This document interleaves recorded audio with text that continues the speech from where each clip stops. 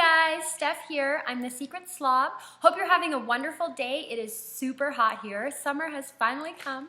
I am on day 19 of my 21-day zone cleaning for beginners, including me. I am also a beginner, and that means I am in zone 5.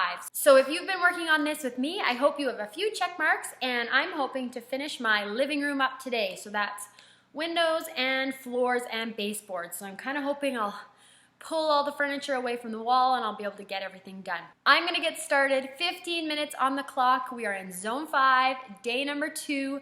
2 more to go, and then we start the whole cycle over at zone 1 next week. So here I go, 15 minutes in zone 5. So the first thing I'm gonna do is just pull a little bit of the furniture out of the room to make it easier to clean in there, and then pull back that couch so I can reach these windows. We have super high windows and I can't reach them unless I get that chair. So actually up until now I've only ever cleaned as high as my hand reached. So now I've got the chair, I'm getting all the way up to the top done, which is nice. And then I'm gonna pull the blind down because it's super hot today, and if I pull the shades down earlier in the day, it keeps the house nice and cool later. So we had our nice morning sun, and now I'm gonna block out the sun and the afternoon heat to keep our house nice and cool. And you can see I kind of kept forgetting to go back and close the blinds. So just doing that as I go and as I remember. In one of the videos, I think it was the one where I cleaned the hood vent over the stove, someone gave me the tip to always point the chair the way I have it, with the back facing the wall, so that if you fall backwards, you don't fall over the back of the chair. So thank you for that tip. That's awesome, and I never even thought of that, but it makes way more sense. It makes getting up and down off the chair way easier. So that's a little tip I picked up from somebody that commented, and I always read all the comments and I really appreciate them. So that one was a great tip. I do have a second set of the same windows, even higher. This is a really tall room in my house, but I didn't bother cleaning those today. That would involve getting a giant ladder, and I just feel like that might be like a once yearly or twice yearly task as opposed to something to put on my detailed cleaning list. So next I'm pulling all the furniture away from the walls, picking up little toys and bigger pieces that have fallen underneath the couches. Once I'm done that, I'm just running around the room. You probably can barely see, but I'm cleaning the baseboards. It's a really easy task when the couches have been pulled out. So I'm just quickly whipping around the room, doing the baseboards. I'm really trying to link similar tasks. So to clean the baseboards and to clean the floors, I need the couches pulled out. So I'm going to do all those tasks today.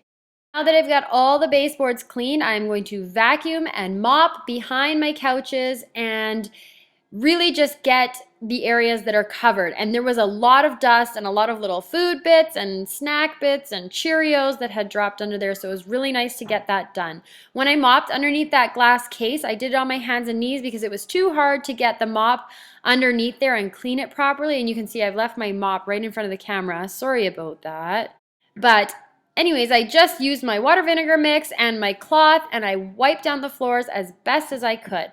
These couches are super heavy, so this has not been done, I don't know, maybe one time before. Maybe when we brought that rug in, it might have been done. But other than that, it's not something I look forward to doing, and it was really hard for me to do.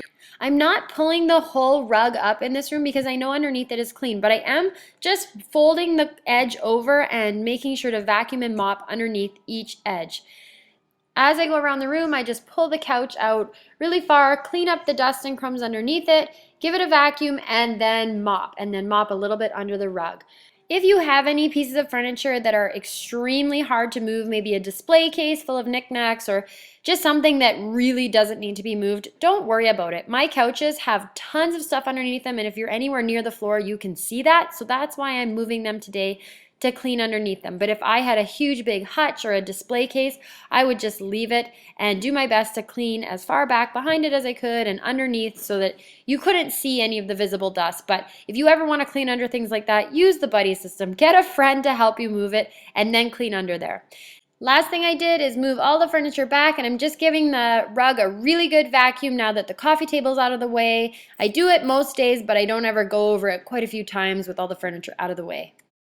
That was one of my best cleaning workouts. My goodness, my couches are heavy. I went a little bit overtime, but you saw how hard it is for me to pull the couches out. I don't want to do that again until next month. So pulled them out, got it all done, got this room done, all my check marks, and tomorrow I can move in to the next room, which is the office. It's a lot smaller, doesn't have such big furniture. Hopefully it won't take so long. But you never know. There's always hiding little messes everywhere. I hope you have a wonderful day and you got after Zone 5 for 15 minutes or whatever you're working on, decluttering or wherever you are. And I will see you tomorrow as we carry on. Have a great day.